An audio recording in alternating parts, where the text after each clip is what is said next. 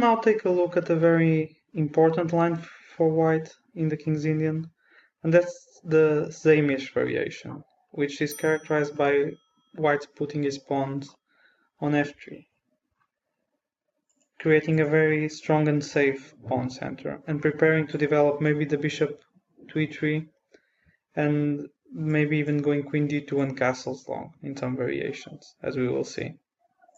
Against this variation, I'm going to recommend a plan that hasn't yet appeared in the concrete part of this DVD, and that's the plan with c6, a6, and then b5. White has three main ways he can counter this plan. One way is to respond to c6 and a6 with the move a4, just trying to stop b5 and to clamp down on the queen side. Against that, black should go a6, a5, and try to control the square b4 and the square c5, which can be further weakened with the move e5, and to put knights there, and black should have enough positional play against that method. Another thing white can try is just to ignore black's expansion on the queen side with c6, a6, and b5, and just go bishop d3, knight g2, and castle short. Against that plan, we will have some kind of a Philidor position. We will go b5 and we will also go e5, but it's a Philidor position in which white's pieces are not so naturally placed. That knight would much rather be on f3 than on e2, and in which we already have some play with b5 on the queen side. The third, and I believe the most dangerous method for white, is to just go bishop e3, queen d2, castles long, and trying to mate black with bishop h6 and advancing the h-pawn up the board. That will create a very complex position in which I believe black has his fair share of the chances. And we will see some lines. It's very difficult to cover absolutely everything in that position, but we will see some key attacking and defensive strategies by black. And I believe it's a very fun position to play, and black should at least not be worse on the offset. So white normally goes bishop e3, we go a6, and now we have that bifurcation for white. If white plays a4, we just go a5. This is very important. We don't let white clamp us down further with a5, and we are ready to exploit those squares. So bishop d3, we go knight a6. If he just goes knight g2, we can even put the knight already on b4, trying to take that bishop and get the bishop pair. So normally white goes rook c1, so we can put that bishop back on b1 if knight b4 comes. We just castle, knight g2, e5. If d5, we just go knight d7. We put the one knight there and another there, with a very good position. Against castles, we just do the same, ed, knight e, and knight e7, followed knight c5 and knight b4, and we just control those. So this is the typical method for black to play against a2, a4 by white in this system. So after a6, we can also look at the move bishop d3, just trying to go knight g2 and to castle short. We should go b5, knight g2, castle short, and now knight bd7, queen d2 and e5. And we have a very nice position. If white just plays some move like a3 stopping b4, we can just now already take and go knight e5, getting a very nice position with that pawn on b5 giving us a very nice counterplay. And if against e5 white chooses to close, we can already start attacking white center with knight b6, bishop b3, cd5. If he tries to take with the piece on d5, we just exchange everything and have bishop b6 and d5 in the end, with a very good position with the bishop pair. And if he takes ed, we can even go a5, planning a4. And after a4, we just go bishop e7 with nice pressure on the pawn on d5 and potential plan of putting the knight on c4. And black is absolutely fine here. One other option white has is trying to clamp us down with the move c5.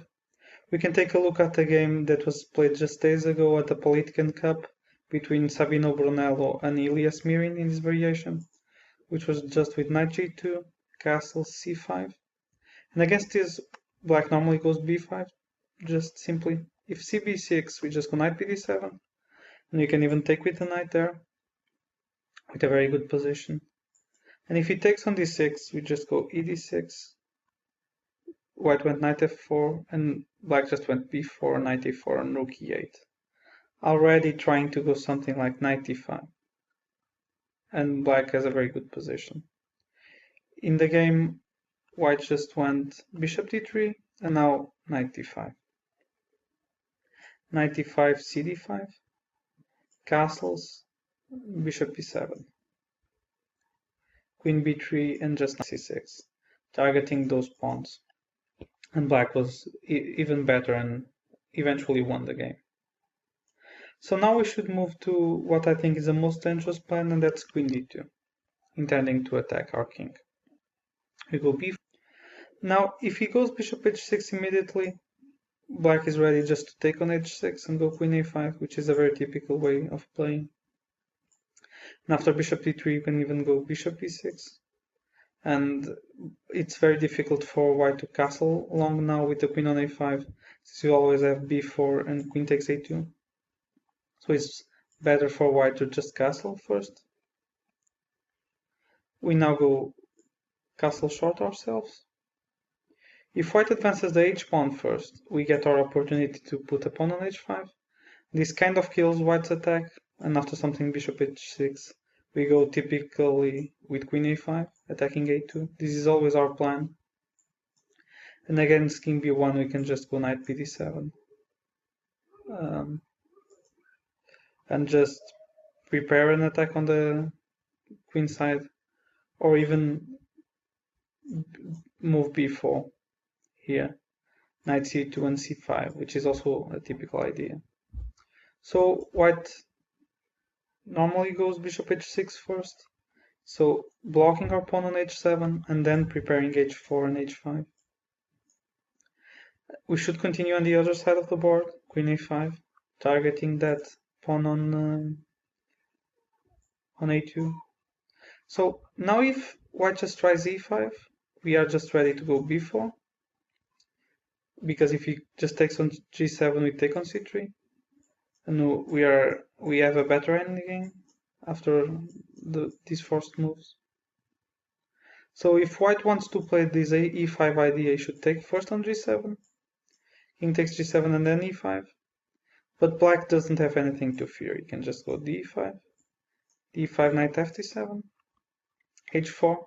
This is white's idea, just want to eliminate the bishop on g7 and to kick out the knight on f6 and then attack. But we are just very fast on the queen side as well. So after h5, we just go bishop f5, threatening checkmate.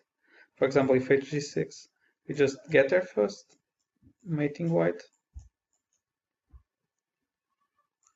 So white should give way for his king, something like queen g5, and we can even go queen b3 as just the same. And this is, at the very least, a perpetual check. And we can just play f6, and it should be better. So this is a typical idea. So king b1 is the normal move by white, just defending the pawn. Now we take on h6, queen takes h6, and we go knight bd7. Our plan is just to put a rook on b8 and to start attacking that king on b1. White should go h4 and we go rook b8. And now, if white just continues attacking with h5, black just has a very nice position. We just take on c4, threatening queen takes c3. White should go just king a1, defending that knight. And you can just continue with knight b6.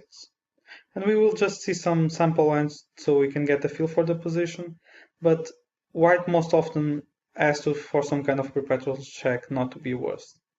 For example, every time white just takes on g6, we get these results of rook f7, which immediately stops white's attack. For example, g4, we just go rook f7.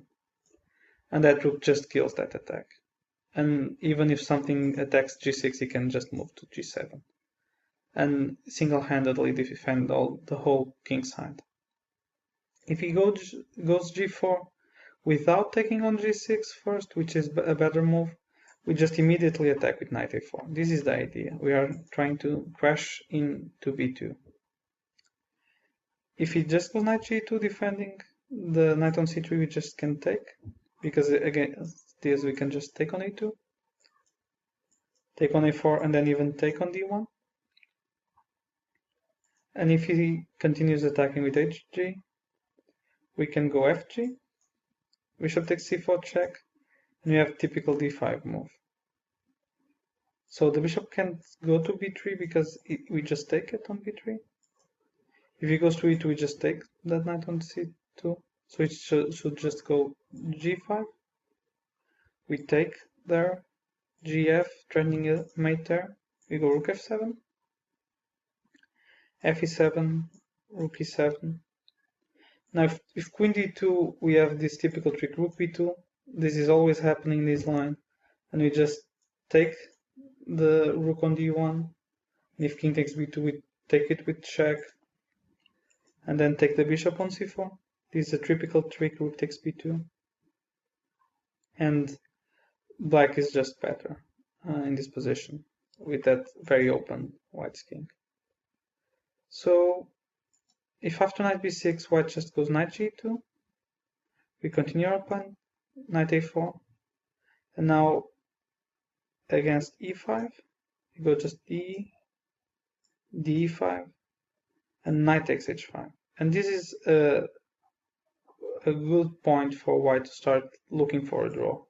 And he does have one with g4, rook takes b2. We're trying to attack on the king side, queen side. And if something like knight takes a4, we have the same tactic, rook takes a2. And white should force a draw with rook takes h5, gh5, queen g5, king h8, and now queen takes e7. After queen b4, it just has a perpetual there. Again, nothing about this is forced. We're just seeing some typical themes. What you should just remember about this h4, h5 attack is that you should play rook b8 and try to go b takes c4 and get an attack on the king. But we still need to cover what I believe is the most critical idea for white, and that is to play c5 in this position. So stopping the opening of the b file. And here it's not so easy to find the defense for black, but he does have a very interesting idea. He takes e5, e5, so this is the point. We should now go b4. If he takes our piece, he takes f6, knight takes f6, knight e4. We just go bishop e6, b3, and c4. This is our concept.